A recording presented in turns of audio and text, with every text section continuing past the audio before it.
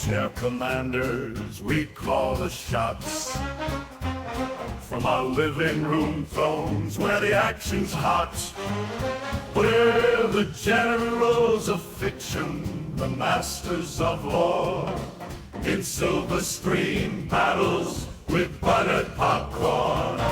Armchair commanders, armchair commanders. All right, welcome to the Armchair Commanders podcast. My name is Jon. And I'm Jack. And this week, you might have noticed, we don't have a guest and we're not reviewing Bravo 20. That's because, our original recording app, which our returning guests might have ascertained has caused us issues in the past, finally outdid itself and lost an entire recording. So, suck my unit, Podcastle. Yeah, fuck you, Podcastle. Now we're on a different recording platform, and hopefully it works out better. Yeah, fuck you, Podcastle. Riverside is my friend now. Well, let's take it easy. More like acquaintances, but... Business partners. We'll work with that. Yeah, that sounds better. So anyways, this week we're reviewing the film Moffie, and this was at your request, Jack, and how'd you come across this movie? So, you know that hobby of mine? Which one? I mean, aside from drinking, and aside from sex, and aside from domestic terrorism, my fourth hobby is I've made it my mission in life to get put on a government watch list for the books I order. And so far, I have a book in the mail right now. It's some how-to guide on guerrilla warfare. But before that, I ordered the Anarchist Cookbook. And before that, I ordered the entire book collection of the Republic of South Africa's Guide to Unconventional Warfare. Because as we all know, the Cold War wasn't so cold for them. They have a racial-based hegemony to uphold, and I'll be damned if those commies are going to ruin it for all of us. So I took one look at the books on my forbidden bookshelf, and I'm like, do the South Africans have any war movies, particularly of the apartheid era? And sure enough, they did. And then the Google box told me about this movie. And I thought, okay, that sounds really interesting, right? You know, a gay teenager drafted to fight in the war in apartheid South Africa, and he has to hide being gay. Yeah, I'm also kind of, I don't know why I'm saying I'm shocked, but this film is really recent because it was like 2018, 2019, I think. Really? I thought it was like 2021. Hey, regardless, it's a really recent film.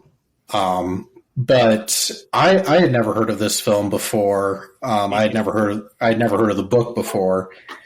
I think this is our first like indie film that we've ever done because this was just, well, at least in America, it was distributed by IFC Films. It was really big on the the film festival circuit for a while.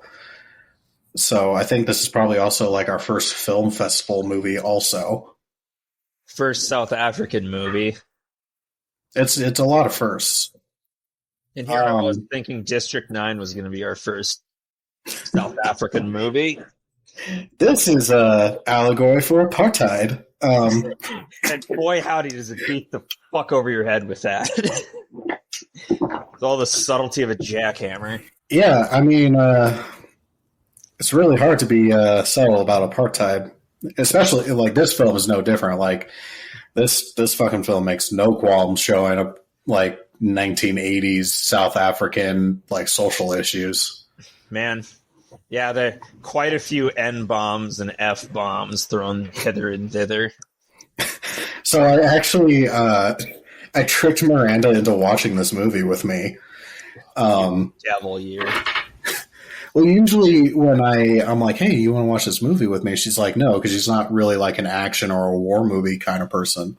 What kind of movie is she? She's a big like A24 film kind of person. God damn it, the Nationals beat the Twins. Anyway, so A24 person. Yeah, like she likes indie stuff. She likes artsy kind of stuff. Lame. There's nothing wrong with it. It's just, Lame. I'm kidding. I'm done. Anyway. Anyway, so I didn't tell her. I was like, hey, I got a movie I want to watch. And she's like, is it for the podcast? And I was like, no. And she's like, what movie do you want to watch? I was like, okay, I think it's going to be right up your alley. 16-year-old boy is living in apartheid Africa and is a closeted gay man and is trying to navigate his life being a closeted gay man in apartheid South Africa. And she's like, oh, right. And then, like, within the first, 5 minutes, she's like, you dickhead. Like, did she watch the rest with you, or did she storm off? No, she watched, an hour of it, and then she went to bed. Which, that's more than I was expecting, so. Yeah, honestly, that's some good story. I will say, the first thing that really struck me about this film is, we've talked about soundtracks quite a bit on this show, where it's either a lack of music is really striking, or something's kind of bombastic or over the top, like in Pearl Harbor. This film's soundtrack was very heavy-handed. It was loud and in your face. It was very much a driving force in the storytelling of this movie, but I don't think it was overdone. How Pearl Harbor is ridiculous with the sad string music. This one, I was like, God, this music's fucking aggressive, but I was like, it really sells the mood of the different scenes. And I can't keep talking about the soundtrack without mentioning my favorite part, which is them bonding by singing Sugar Man. I hadn't seen the whole movie, but have you seen the 2013 documentary Searching for Sugar Man? I have not. So the guy who sings that, Sixto Rodriguez, or just Rodriguez, or as he was known in South Africa, Sugar Man, he was a musician back in the 60s and 70s. And he was an American musician, and he got kind of a meh reception over here where people kind of knew about him, but he wasn't one of the big musicians here. So he just kind of had a mediocre performance of a career. However, he got stupidly popular in South Africa for his brash lyrics and biting social commentary, particularly his song Establishment Blues, which, by the way, is a banger. And if you haven't heard it yet, I encourage you to. But his number one song was Sugar Man, song about a drug dealer. Sugar Man, won't you hurry? 'Cause I'm tired of these scenes. I'm not going to sing anymore. But silver magic ships you carry, jumpers, Coke, sweet Mary Jane. And people in South Africa loved this guy, only they didn't know who the hell he was. So they had a Ark of the Covenant level search to try to track this guy down, because this is way before the internet. It's like a South African Banksy. Yeah, kind of. And they dissected his lyrics, because he mentions south side of some area code, and some mad lads looked it up in an American almanac and painstakingly figured out it was Detroit. So they're like, okay, so his name is Rodriguez, probably Hispanic descent, and he probably lives in Detroit, right? And then they did more and more research and figured out who this guy is, and they managed to get his phone number. And they even interviewed the people that did this too, because I think it was his wife hooked him up. They called him during the night, and she answered the phone, and she's like, oh yeah, I can put him on. and they're like freaking out at the other end of the line, like, oh my God, he's going to call it. We're going to figure it out. He's going to answer the phone. And then he they get to talking. And over the course of a phone conversation, he figures out just how big he got in South Africa without even knowing. And that really made me, and admittedly, I only watched half this movie because about halfway is when they figure out who Rodriguez is and have that phone conversation with him. And honestly, what was the other half about? But as a quick aside, because nobody knew who this guy was, all these rumors started circulating, and there's the big urban legend that he was dead because, depending on who you ask, either at the end of some big concert, he lit himself on fire at the end to commit suicide, or died of a drug overdose, or got drafted to fight in Vietnam and got killed. Just all these rumors because nobody knew who this guy was. But so yeah, I was really glad to see them bonding over that song because I was like, oh, it's Rodriguez. That was a thing back then. I just thought it was a good, like every kind of boot camp type film always seems to have some sort of like bonding moment. And I thought that was a better or more kind of unique bonding moment than what we usually see in these types of in boot camp type films. That is. Remember when we were in boot camp together and we started singing Holla Back Girl and we bonded over that?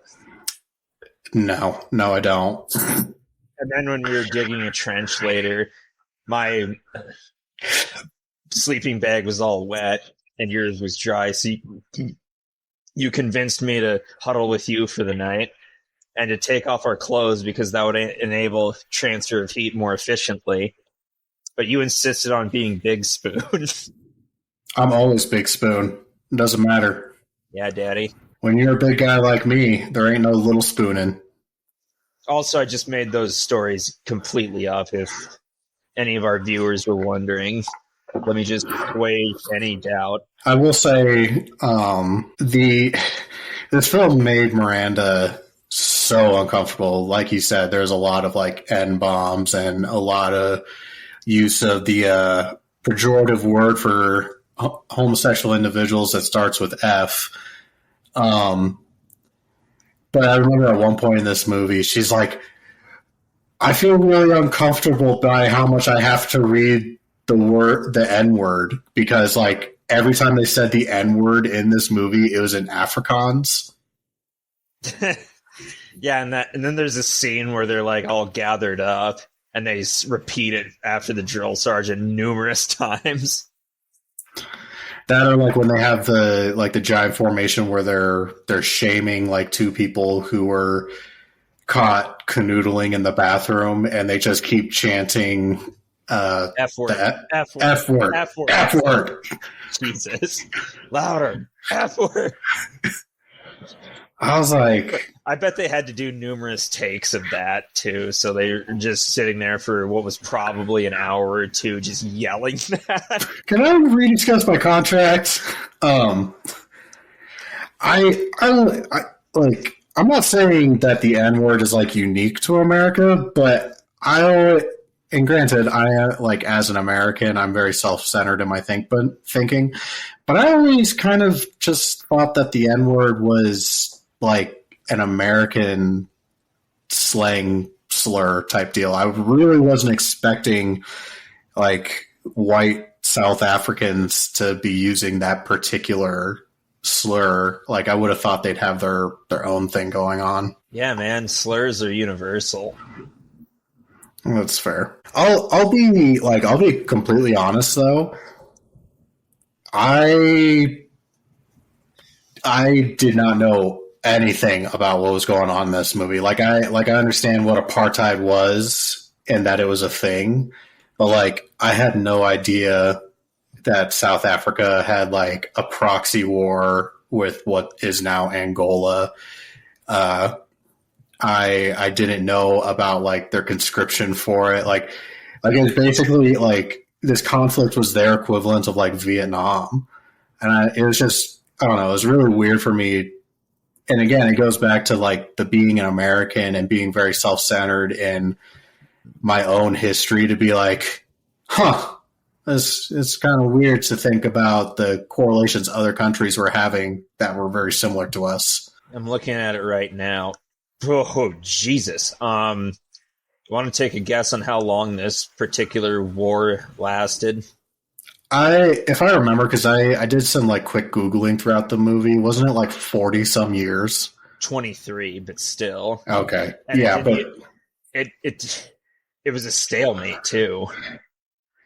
Yeah, that's crazy to me. The other crazy thing to me that I had to look up was they kept making like Fidel Castro jokes in this movie, and I'm like, yeah, I get it. Cuba is communist and they're fighting a communist nation. But that seems like a really weird thing to latch on to. But apparently Cuba sent like 40,000 fucking troops to Africa for this conflict. And I was like, I didn't know that. I was like, I didn't fucking know that. B, that seems like an absurd amount of troops for a fucking island nation to devote to an African conflict. Yeah, man, the Cold War was just wild. I really gotta start like expanding my horizons on the Cold War because Jesus, I didn't like if this shit's going on, like what other nonsense am I missing out on? Yeah, man, and a lot of super countries that SWAPO, Southwest Africa People's Organization, so like an alliance. I think no, it was just Namibia. Namibia. Yeah, like 11,335 Namibians died. Fuck, it's hard for me to say. But yeah, the Angolan Bush War. I gotta say, like, the actual conflict part of this movie is very, like, it's a very small part of the movie, but they accomplish a lot with as small of as small as scenes as they take with it. Like, there's only one battle scene in this movie, and it's like maybe 4 or 5 minutes long. But I feel like I walked away with a very solid understanding of what this conflict basically looked like on the daily. Like, maybe not big picture, obviously, but Angolan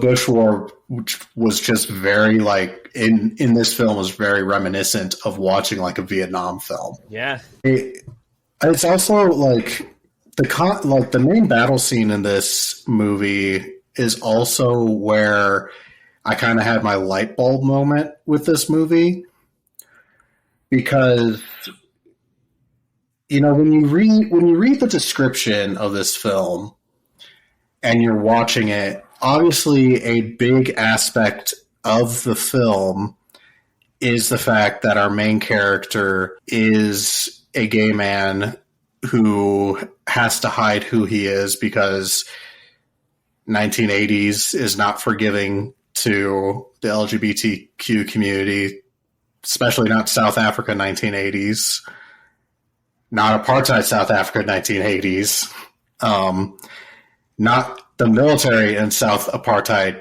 1980s is amenable to any of that. So you have the constant struggle where there's never anything that's like super other than the sleeping bag cuddle scene, right? Like when that scene came up, I was like, oh, this is going to be our Brokeback Mountain where, Jake Gyllenhaal and Heath Ledger start fucking each other. And it's not that. Everything is very kind of muted, and you're like, there's something about the fact that the character hiding who he is throughout the entire film is a bigger part of him than him actually being gay. Like, you can always see it on his face that he doesn't feel as though he doesn't fit in or he feels out of place. But there's never the, like I said, there's not the Brokeback Mountain moment in this film. And my aha moment came with the combat scene because he kills a man in the combat scene. He gets like a validation from one of his superiors with like the like long stare into his eyes, like, yeah, you did good, son. And then he like walks away. But even in that moment, he still looks as though he's uncomfortable and he feels out of place. And it's like, here's a guy who has done the like quote unquote most manly, like fitting into his culture thing that he could have done, and he still isn't like one of them really. And I was like, this is some stellar filmmaking right here. Yeah, it was the cinematography in this. Yeah, and I mean, all of the like a lot of the set pieces were really beautiful too. I was taken aback. I was not expecting swimming to be such a large part of South African culture, but I mean, when most of your population lives on the coastline, it kind of comes part and parcel. I just, again, things I don't think about. I will say, though, there was one scene that genuinely made me really pissy, which was the scene where he's having his flashback to, like, when he was a kid and he's at the pool, and he has his, like, moment of self-discovery because he's in the showers waiting to go use the bathroom or something, and he, like, looks over and sees another dude showering, and it's like, oh, dicks are kind of cool. An experience we can all relate to. Right? Who among us has not snuck a sideways glance? I mean, I snuck sideways glances to you all throughout college, and you never returned my gaze. It's fine though. That's what happens when you have shampoo in your eyes. I'll say it. Like, if there's a single man out there is going to say that they haven't taken a sideways glance at another dude's dick in like the locker room, they're fucking lying. Like, oh yeah, we've all done it. Like, let's not act holier than thou, okay? No homo. Anyways, all the homo. All the homo. 2024.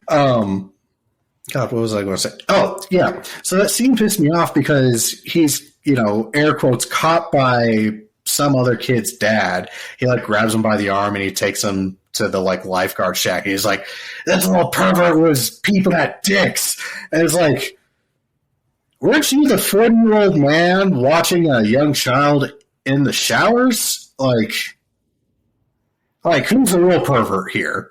Like, yeah, you are, asshole. Although it just made me mad because I was like, I don't know. I don't have any kids, but I feel like if I was ever in a situation where I saw like another adult like manhandling my child, like I would want to beat the shit out of them. Like I vicariously had that like don't you dare touch my child thing, even though this is an actor and I don't have children. Yeah, like it's just something you do as a dad. Well, that's not fair. So what was I going?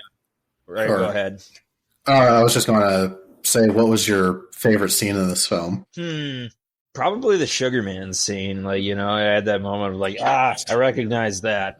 I think my favorite scene is also probably one of the saddest scenes to me.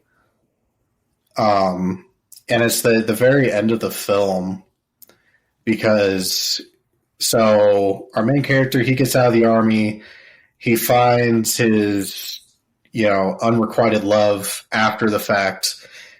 And they go to the beach together and they go swimming, and our main character like slowly reaches and tries to grab the hand of, his buddy, and he like immediately like swims away and is like, "I'm cold." No. I was like, man, that's so fucking sad. And it's like, it was interesting to me because I was like, okay, if there's ever going to be a Brokeback Mountain moment in this film, or if there's going to be a happy moment in this film, like this is the time. They're both out of the army, they're alone.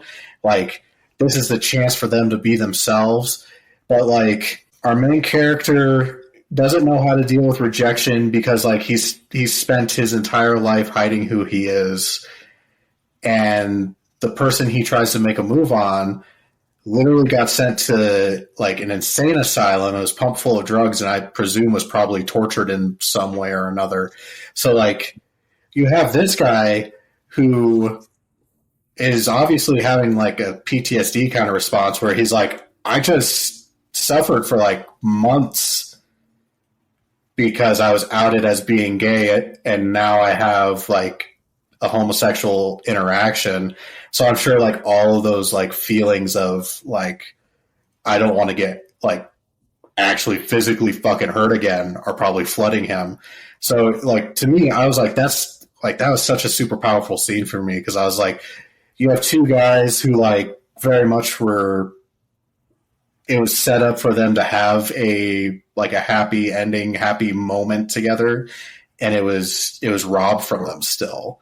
And I was like, this film subverts a lot of expectations. Yeah, it does. And you mentioned earlier, like the punishment for homosexuals. He would get sent off to Ward 22, drugged, tortured. That was a real thing. It also called the Aversion Project in South Africa during apartheid, and it was led by a man named Aubrey Levin, which that sounds a little SSy to me. Which, guess what? He's still alive and currently employed in South Africa. Oh, what a load of horse shit. Yeah, I've noticed that quite a bit with like people who are in on apartheid, and particularly the experimentations. Like, very few of them ever apologized, and most of them are still working today. I can't remember that dickhead's name, but he was like, he did really, really fucked up experiments on the colored population, South Africa. And well, if you think about like how many Nazis did we forgive because they're really good at rocket science? As I was saying, like, he led the like bioweapon research of South African Defense Forces, and at his trial 100 people showed up to testify against him, and then he was promptly let off the hook and still works as a cardiologist in South Africa to this day. What the fuck? Yeah, 100 people, it didn't matter. I wonder if it has something to do with the fact that most of them were black or colored. I would probably imagine so. But yeah, the Aversion Project was disbanded eventually, and in 1995, the South African Medical Association did issue a public apology, and they were very forthcoming about the things they did, like electrocution therapy and various other fucked up aversion therapy techniques to the gay and lesbian population of South Africa. What blows my mind is like this stuff is still like around today. Like we still have like pray the gay away camps and whatnot. Like, yep. I don't know, my accountability. It's just like, fuck, just let people live their fucking lives. Yeah, man. Like having a gay teenager for a son or daughter, that just lowers your chances of teenage pregnancy, right? Yeah. Fuck. It's just the way I think about it. You know, it doesn't affect me none. You know, have fun. Just protection. If I don't have to be on Teen Mom, cool. Yeah, fucking A. Not to mention, like, suicide rates are significant. Well, I was going to say suicide rates are significantly higher, though. That's members of the transgender community, or is it just the LGBT community as a whole? Because there's definitely a downside to it, because obviously, like, because of societal like pressures and whatnot, like that has negative impacts on mental health. But I don't know. It's not all roses being gay. You know. What was I going to say? Especially like, and that kind of goes to like, there's another like really powerful scene, and it was actually the scene that Miranda like dipped out after. Which is like, so they're all playing volleyball at the beach, which I was like, really? We have a Top Gun volleyball scene in this movie? But So they're playing volleyball, and then all of a sudden you hear people yelling in the background, like, drop the gun, and like the camera pans over to a guy on the beach holding a rifle, and he just blows his fucking head off. And I was like, Jesus Christ! Like, yeah, that's one of two scenes that made me jump in this. Yeah, Miranda left after that one, and I don't blame her, because I was like, even I was taken aback by that one. And then there's that other scene, like towards the end of their training, where they're getting really fucked up in the barracks and playing games, and then the one just blows his foot off out of nowhere. Yeah. I had to rewind to make sure I saw that right. I'm like, whoa, what just happened? Because it was a montage, music was playing. There's lots of kind of like, you know what scene made me rewind was going back to the self-discovery at the pool scene. Like right before our main character goes into the locker room, he's like walking by the pool, and we see a guy like jump in like belly flop style. And me and Miranda, we have a disagreement on this. But I've replayed it probably 7 times because I was like, there is no fucking way that they injected a fucking Wilhelm scream for a guy belly flopping into the fucking pool. Yes. And I'm convinced it's a Wilhelm scream. She is not. She thinks it's just random, just background guy scream. But I am personally convinced that they did a Wilhelm here for a pool scene. Yeah, I heard it too. You're not crazy. I was like, I always love hearing. In fact, I heard it as well. I always love hearing a Wilhelm now and again. Are you there, John? Can you hear me? Uh-oh. Hello? Hello? Can you hear me? Jack? Jack, can you hear me? Jack? Sorry about that. I'm back. It's okay. My fucking router took a shit. I'm on a fucking hotspot now. I can tell. Your video is a little choppy, but you're coming in all right audio-wise. Okay. I don't even know where the fuck we left off. Goddamn There's gonna be commie, fucking goddamn commie cyber attacks. The Angolans did this. Yeah. Fidel doesn't want this to get out. Yeah. Because I genuinely don't even remember where we left off. Was there anything else you wanted to hit on for this film? A little bit more of a positive note. LGB acceptance is rising in South Africa with, let me see, 57% agreeing that same-sex couples should be allowed to marry. Good for them. And 19% saying same-sex couples should not be allowed to marry. Again, 19%. And 14% not sure. But 10% say same-sex couples should not be allowed to marry legally, but should be allowed to have some legal recognition. So, positive. And yeah, they're trending upwards. The average in Africa is 21% approval, with 3% in Senegal and 5% in Uganda and Niger.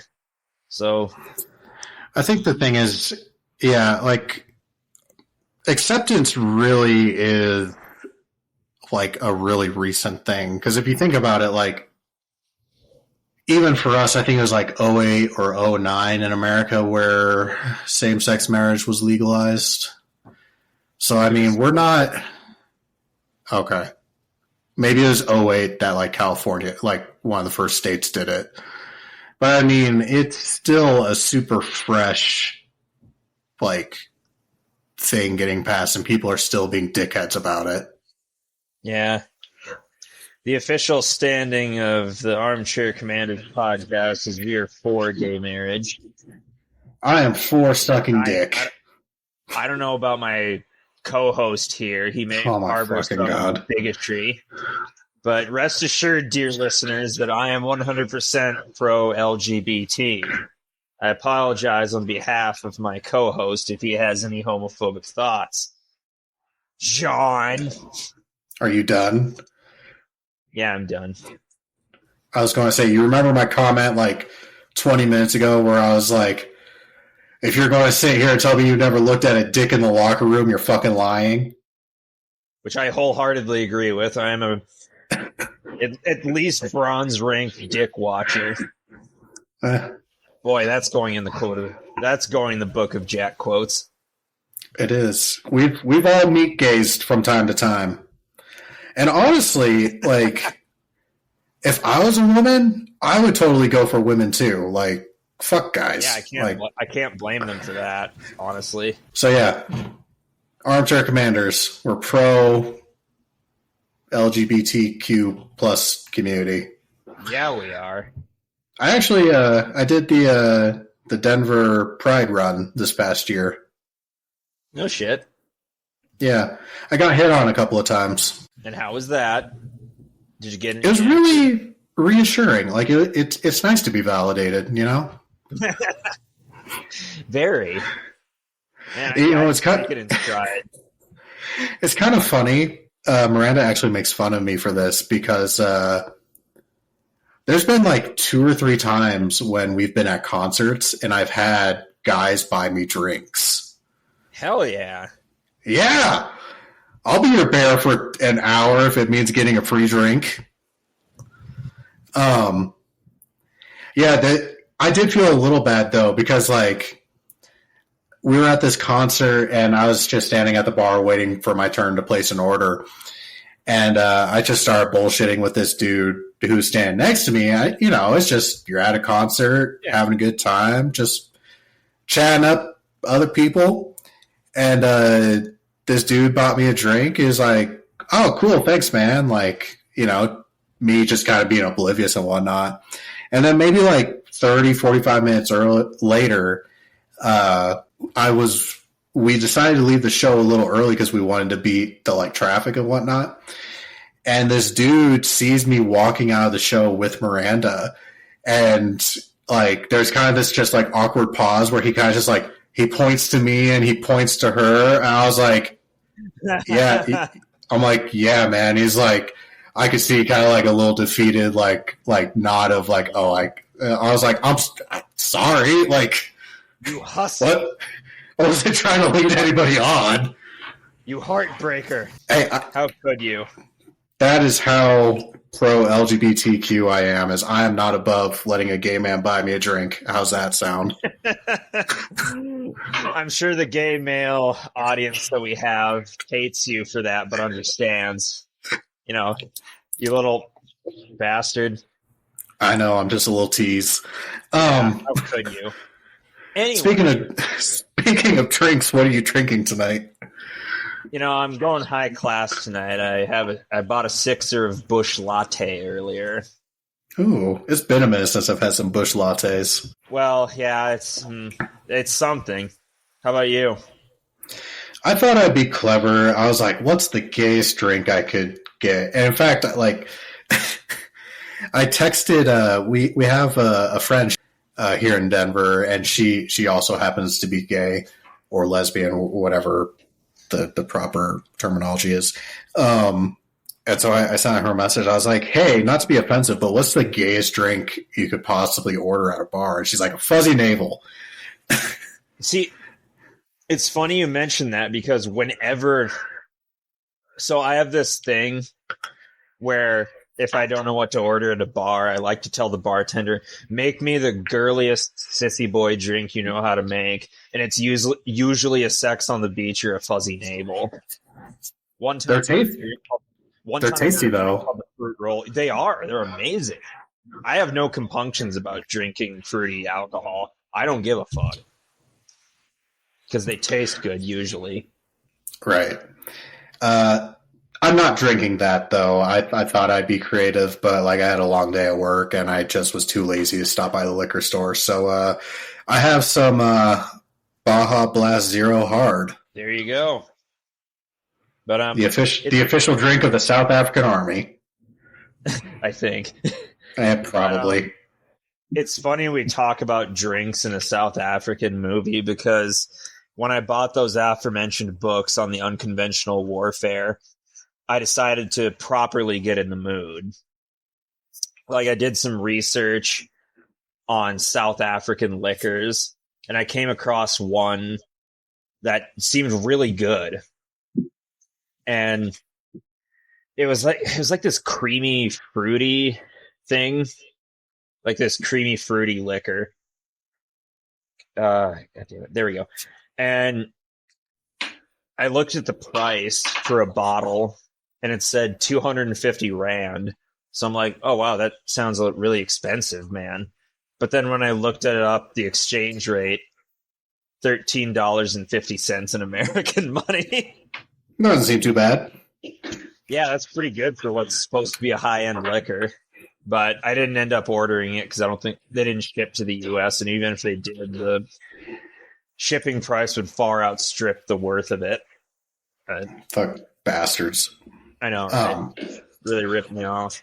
So I think it's about time we rate this thing. I think, I don't know if you have any suggestions, but I think a good rating for this movie would be nudie magazines, because one of the first scenes in this movie really kind of sets the tone for how the rest of the movie goes, which is we have our closeted main character receiving a Playboy or something from his dad. He's like, yeah, you can use this as ammunition.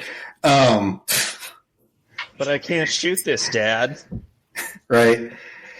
And, I just think it's very emblematic of the film, where it's like subverts expectations, just like our main character. Shit. So, are you good with 1 to 5 nudie mags, or do you have a different rating? See, I was gonna go with something like homoerotic boot camp encounters. We could do sleeping bags. Fuck it, okay. Shared sleeping bags. How about? All right, 1 to 5 shared sleeping bags. So I give this. Holy shit, my order has dropped off already. But anyway, I give this 4 shared sleeping bags and 1 that's alone, but he has a quote unquote bodybuilding magazine and he's having a good old time. So 4.75. I like this movie. I also really enjoyed this movie. I thought it was really good. It definitely breaks the mold of what we watch for war movies, and it definitely, I think, breaks the mold for a LGBT type movie. So I think I'd give this movie 5 sleeping bags, if we're being honest. Yeah. It's good. It's worth a watch. I don't know if I'll watch it again, but I'm glad I watched it the one time I did. Like, if I was ever a history teacher, like in a high school or something, I would definitely use this movie to teach about apartheid as well as like LGBT like rights, civil rights, and whatnot. Like, it's a great film. Yeah, but yeah. Let's see what the tomometer says. So, the tomometer is at 91%, and the audience score is at 69%. I'm going with the critics on this one. Yeah. Fuck yeah. Wait, we do? Where? Did you hear that? No, I heard it. It's just, how'd you do that? Oh, we have a little tab. Like, as the host of the studio, I have a fucking tab on the side that's like, hey, do you want to play a fucking sound effect? And there's a fucking... Dude, hell yeah. It is official. This was a terrible choice on my part. I just found me a brand new box of matches, yeah. Okay. I'm sorry, can you tell me the thermometer rating again? It was 91%. I'm going with the critics on this one. I agree.